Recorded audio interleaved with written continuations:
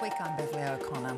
Coming up, after 11 days of fierce fighting and more than 200 killed, a truce is brokered for Gaza and Israel. Taiwan and South Korea grapple with surges in coronavirus cases. And a scathing report slams the BBC and its reporter Martin Bashir over deceitful methods used to secure a Diana interview. But let's start with the Gaza conflict, where a ceasefire this week marked the end of 11 days of heavy fighting. The truce was proposed by Egypt, but came after more than 200 people were killed, mostly in Gaza. This report from our Middle East correspondent Tom Joyner was filed as rockets were still being fired into Israel and Israeli airstrikes bombarded Gaza. The desperate search for survivors is on.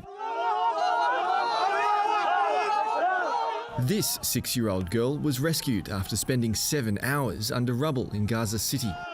Her mother, her 2 brothers and 2 sisters were all killed when the building they lived in collapsed following a strike from an Israeli warplane. She was reunited with her father in hospital. I was filled with all the anger of the universe. But when I heard that one of my daughters was alive, I said thank God, because she might capture some of my other daughter's smiles.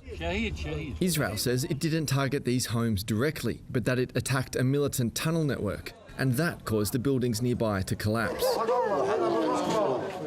Hamas says the strike was premeditated killing, and it will retaliate. Israel says more than 3,000 rockets have been launched from the Gaza Strip since Monday. Many of those have been intercepted by Israel's Iron Dome defence system, but still a large number have reached Israeli soil. This past week, millions of Israelis were forced into bomb shelters as missiles rained down on our cities. Several Israelis have been killed, many more have been wounded. You know, and I know, no country would tolerate this. Israel will not tolerate this. The current hostilities are utterly appalling. This latest round of violence only perpetuates the cycles of death, destruction and despair. Fighting must stop. And we'll have more on the conflict a little later. Well, several Asian countries are grappling with dangerous new waves of coronavirus. South Korea has seen hundreds of new cases as major variants of the virus. And Taiwan is experiencing its worst outbreak of COVID-19 since the beginning of the pandemic. East Asia correspondent Carrington Clark has more from Seoul. This is one of the main tourist strips in South Korea, and since I've arrived in Seoul in February, this street has mostly been pretty barren, been pretty empty. So there are people out today, may not feel like the cases are rising. There are concerns now with widespread variants popping up across the country, but particularly here in Seoul, about how much South Korea is on top of this virus at this point. There were more than 650 cases recorded in the country yesterday. This is a population of around 50 million people. Now, in saying that, it's been hovering in the 600, 700 range pretty regularly over the last few months, so we're not seeing an explosion. The concern is whether or not the testing is picking up just how widespread the virus is. It is a different situation in Taiwan. While South Korea has learnt in some ways to live with relatively widespread transmission of the virus, Taiwan hasn't. And what we're seeing there is the virus has breached its pretty watertight borders. It's being blamed on a shortened quarantine that we saw in Taiwan. Back in April, they shortened the quarantine for airline crew to only 3 days. And it appears from that shortened quarantine time, the virus was able to jump, the British virus variant, I should point out, was able to jump from airline crew into the wider community. And now they're picking up very large numbers, relatively speaking, within the Taiwanese community. Yesterday, there was more than 250 cases. In the last week, there's been more than 1,000 cases. That's for a population about the size of Australia, around 25 million. Again, the concern there, because testing is not very widespread in Taiwan. They just got used to a situation where the virus was all but eliminated. They're worried that they haven't been able to pick it up. In South Korea, there have been restrictions for a while now about how many people you can have, for example, in your private residence, a maximum of 4 people when you go to events. In Taiwan, though, they have actually increased the restrictions quite remarkably. They've actually closed schools now, closed for another week, and we are seeing restrictions on how many people you can have. And things like gyms and other types of entertainment venues have actually closed. Well, the BBC has apologised in the wake of damning findings from an independent inquiry into the Martin Bashir interview with Diana, Princess of Wales, 26 years ago. The highly critical report said the interview was obtained deceitfully and resulted in a BBC cover-up. In a scathing response, Prince William said it brought indescribable sadness and that the interview contributed to his mother's fear, paranoia and isolation. Europe correspondent Linton Besser reports from London. Well, there were 3 of us in this marriage, so it was a bit crowded. It was the bombshell interview which dragged the royal family's dirty secrets into the open. I sit here with sadness because our marriage hasn't worked. Fantastic honour. The relatively unknown BBC interviewer, Martin Bashir, was propelled to global celebrity. 26 years later, a formal inquiry by retired Judge Lord Dyson has found he was right, and Martin Bashir had been devious and dishonest in the way he'd secured the interview. BBC employees lied and used fake documents to obtain the interview with my mother, made lurid and false claims about the royal family, which played on her fears and fueled paranoia. The fact is, people passed up what was going on to senior management, and senior management, as Lord Dyson shows very clearly, operated a smear campaign against them and then covered it all up. The report found Martin Bashir got to Diana by showing her brother the fake bank statements, purporting to prove royal staff were taking bribes to leak to the press. This is a young girl in her mid-30s who has lived this extraordinarily turbulent and difficult time in the public eye. She didn't know who to trust. Charles Spencer claimed the interview led to a chain of events that ended with her death in a car accident in Paris. Well, the irony is that I met Martin Bashir on the 31st of August, 1995, because exactly 2 years later she died. And I do draw a line between the two events. The interview was a major contribution to making my parents' relationship worse and has since hurt countless others. Perhaps most damaging for the BBC is not the conduct of Martin Bashir, but the conduct of the wider organisation. Lord Dyson found the BBC had run a cover-up, burying not only the deceptions which preceded the interview, but also the investigations which followed. The report said the BBC fell short of its high standards of integrity and transparency by covering up how Mr Bashir secured the interview. A 1996 internal investigation by Tony Hall, who would become BBC Director General, failed to interview Princess Diana's brother and was castigated by the latest inquiry as flawed and woefully ineffective. Mr Bashir, who was rehired by the BBC as recently as 2016, resigned a week ago, citing ill health. Linton Besser, ABC News, London. Farmers in Argentina are protesting a snap 30-day ban on beef exports aimed at lowering domestic meat prices. Analysts say the move is set to impact the global meat trade, particularly in China, which received nearly 70% of Argentina's beef exports last year alone. In 2020, Argentina exported nearly $4 billion worth of beef, but local consumption has been sliding thanks to declining income and changes in diet. In some parts of the country, beef prices have been soaring by as much as 65%, pushing the government to announce a snap 30-day ban on all beef exports in the hope of taming its runaway inflation. I have faith this will improve sales, so even the most humble people are able to eat meat. With an election fast approaching, Argentina's president says emergency measures will be developed for the sector. But the country's 4 main rural associations have slammed the move, announcing a 9-day halt in livestock trading. We believe the chance of suffering the same fate we have for the past 10 years is not good for Argentina. It's not good that we'll lose almost $3 billion in meat exports when the country is begging for money. Most of that money has been coming from China. In March alone, Argentina's beef shipments there rose by more than 8%. The gap means China will be looking elsewhere for beef in a time when global supply is tight. Australian beef supply is actually constrained at the moment. So even with the extra opportunity that we're likely to see in China in the coming little while, it's unlikely that Australia will be able to really step in and fill those volumes, even if, the tensions were smoothed over. New Zealand and North America are more likely candidates as the stakes keep on rising. Manny Tsigas, ABC News. Bougainville is taking another small step in its bid for independence, with the first official discussions being held with Papua New Guinea. PNG correspondent Natalie Whiting. Leaders from Papua New Guinea and Bougainville have flown to the PNG island of East New Britain to hold discussions about Bougainville's vote for independence and the way forward. While this isn't the first time the Prime Minister of PNG and the President of the Bougainville Autonomous Region have met, it is the first in a series of official mandated joint consultations. At the end of 2019, the people of Bougainville turned out in high numbers to vote on the possibility of independence from PNG, and 97.7% were in favour. The vote was part of a peace agreement signed more than 20 years ago to end a bloody civil war. But the referendum is non-binding and the PNG Parliament will have the final say.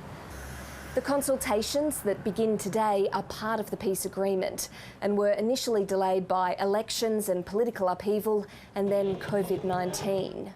Bougainville's new president, Ismail Turama, is a former independence fighter and was a signatory to that original peace agreement. He's looking for a fast track to independence. While PNG's Prime Minister, James Marape, has been sympathetic, he's also been pushing for Bougainville to look at economic independence. And many in the PNG Parliament don't want to see Bougainville secede. But there have been some early signs in initial negotiations, including the recent signing of a memorandum of understanding to set new terms for the transfer of some powers to Bougainville. In a major challenge to the landmark Roe versus Wade case, the US Supreme Court has agreed to take on a Mississippi abortion law. In its term beginning in October, the court will look at whether states can ban abortions before a fetus can survive outside the womb. Here's Talia Olatia.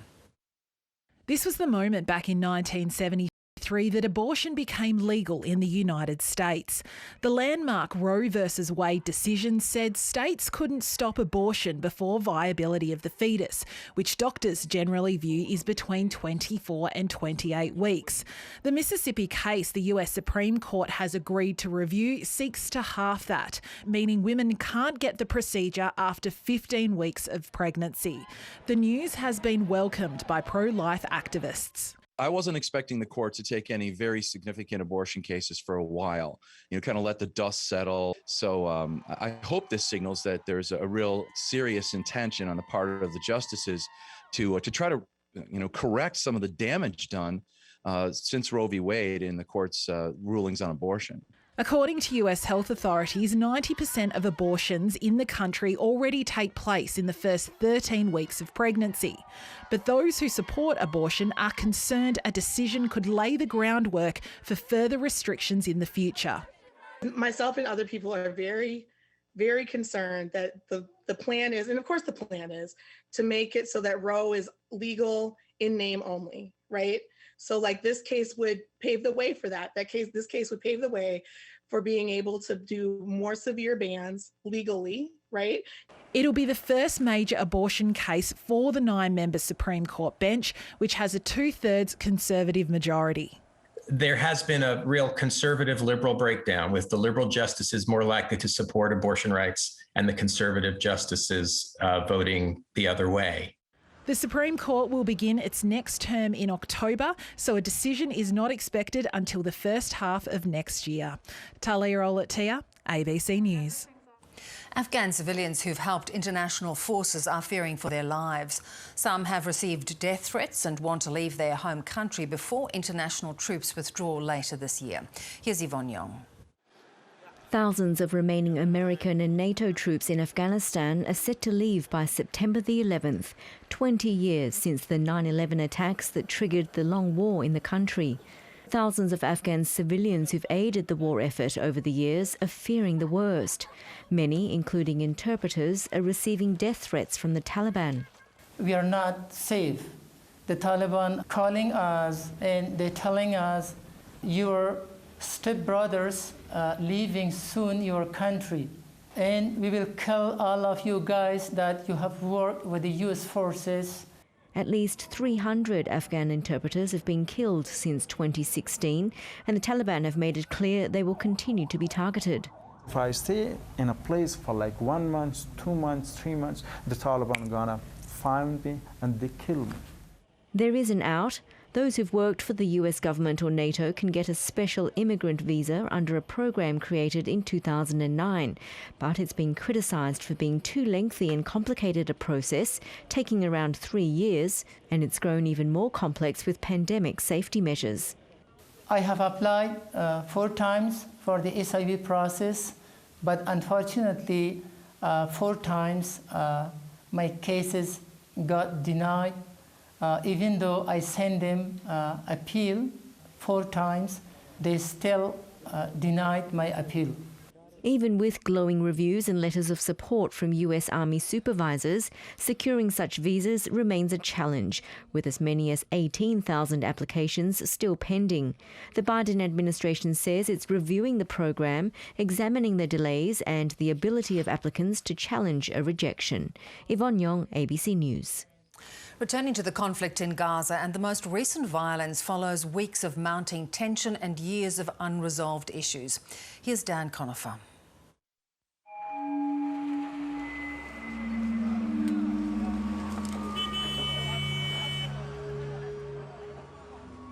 On the streets of Gaza City, the wounds are gaping after a week of attacks. All people in this densely populated strip can do is hope their family homes aren't targeted in the next bombardment.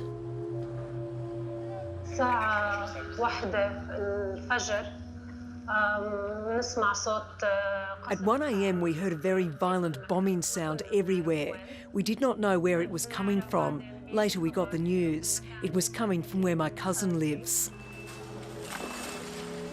Dima Lababadi's cousin, her cousin's husband and their 3 kids lived in this building that was hit by Israeli airstrikes yesterday. She prayed rescuers would pull them out alive.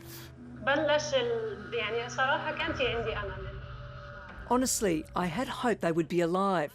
Honestly, I had hope. When the paramedics started saying, I heard them live on TV, they said they were hearing people's voices. Dima spoke to 7:30 soon after learning that 10-year-old Aziz was the only family member who survived. This tragedy wasn't the first for her family. These young relatives of her husband were killed just days earlier. His cousin, her house was bombed at midnight. Suddenly we got the news that she, her children and her husband died.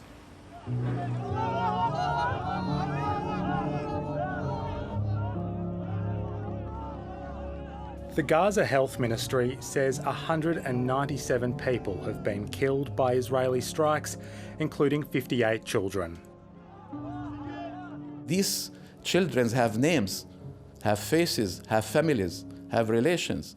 They are not just, nobody.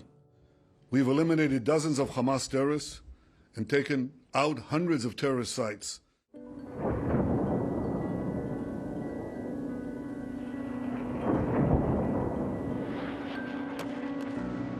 From Gaza, Hamas militants have launched thousands of rockets.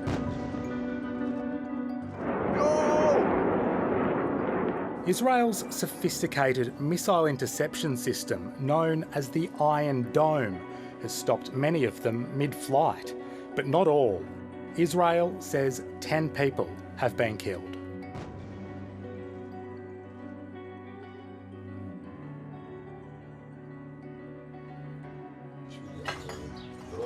Sarat Wiseman, who's 3 months pregnant, was in the shower on Friday night when the rocket sirens went off, warning of an incoming missile attack from Gaza.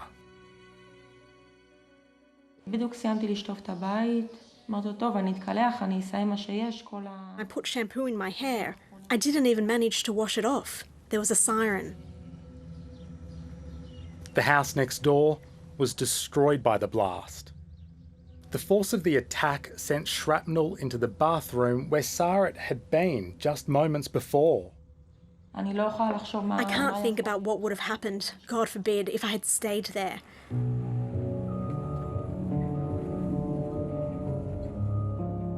Israel has responded forcefully to these attacks, and we will continue to respond forcefully until the security of our people is reinstated and restored. Building after building in Gaza has been destroyed, including this tower, which housed media outlets, including the Associated Press and Al Jazeera. They were warned in advance. Israel says the media outlets had militants as neighbours.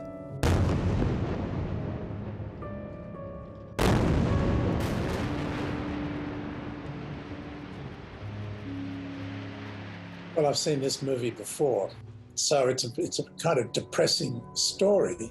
After World War II, the United Nations supported the creation of separate Jewish and Arab states in Palestine, sharing the ancient capital, Jerusalem. In 1948, Israel declared its independence along these borders. But the War of 1967 saw Israeli forces occupy East Jerusalem, the rest of the West Bank, and the Gaza Strip in the south. Israel has since left Gaza but maintains a partial blockade of the enclave, while on the West Bank, which remains occupied by Israel, hundreds of thousands of Israeli settlers have moved in over decades. This year, legal action to evict Palestinian families from their homes in East Jerusalem sparked street clashes, which soon spread across Israel. What happened for the last 2 weeks, to put things in context, is that the far-right extremist settlers in Israel wants to celebrate the occupation of East Jerusalem. And of course, this created a lot of clashes with the Palestinian residents there. Israeli police stormed the Al-Aqsa Mosque, one of Islam's holiest sites. In response, the militant group Hamas, which controls Gaza, began launching rockets at Israel. Once that happened, the Israelis decided that they should kind of take Hamas down a peg. This is what the Israeli army calls mowing the grass. Martin Indyk grew up in Australia and served 2 terms as United States ambassador to Israel and as US Special Envoy for Israeli-Palestinian negotiations. The United States really needs to come in, and President Biden needs to basically say, enough is enough. Now it's time to wrap it up. So yesterday I was again in my room working, and then there was an airstrike, a big sound, followed by my niece screaming. Layla Barhoum works for aid organisation Oxfam and says the cycle of Hamas rocket attacks followed by Israeli retaliation is taking a toll on the children of Gaza. And doing this is the international sign of children now in Gaza, to close their ears so they can't hear the sounds. I still do think that by Wednesday we'll have a ceasefire. Is that both sides have limited objectives. Hamas has basically achieved what it wanted to achieve. It's presented itself as what they call the sword of Jerusalem, and they're still standing and still firing rockets. So they've been signaling for the last few days that they're ready for a ceasefire. But in the competing narratives here, it's very important to both sides that they can claim a victory. For the Palestinian Authority's representative in Australia, while a ceasefire would be welcome, it won't address the fundamental issue. I think this is a moment of unity for the Palestinian people, and they want to tell the international community to send a strong message of enough is enough. It's time to recognize the Palestinian self-determination and statehood. Well, with the federal government refusing to be drawn on when the international border will reopen, frustration is growing among Australians desperate to reunite with their parents living abroad. Many are pinning their hopes on petitions demanding the government change its COVID-related travel restrictions that don't consider parents immediate family. Here's Manny Tsigas. This is the closest 10-month-old Anira has gotten to meeting her grandmother. Soon after Anira was born, her mother Ritika began suffering epileptic blackouts. With no other family in Australia, Father Aditya tried several times to secure a travel exemption for his widowed mother in India. All were rejected. I want to kiss Anira, I want to touch Anira. Yeah, guys. And you have to look after yourself. If something happens to you, I will lose my world. The family says India's latest spike in coronavirus cases has put them under further strain. Since I had the episode, I haven't seen coronavirus or COVID news ever, because I used to go complete stressed out. Like, I used to phase out for a second. I am the only one who's earning at the moment, and I had to leave my normal full-time job just because we didn't have anyone to look after the mum and the baby at home.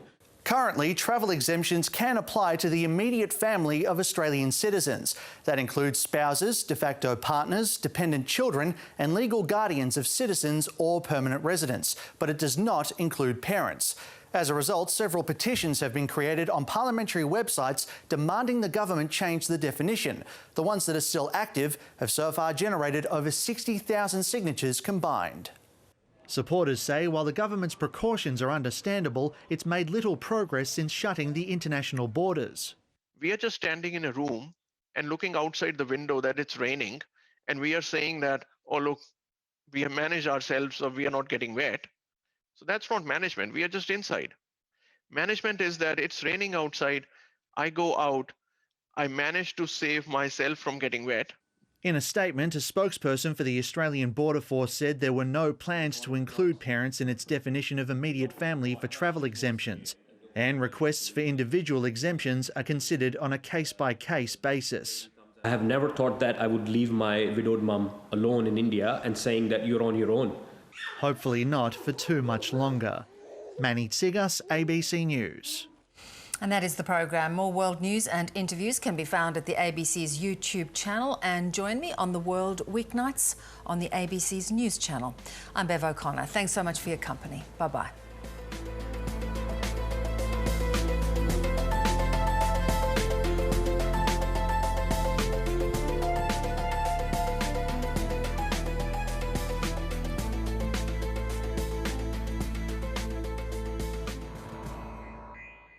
But it was fun.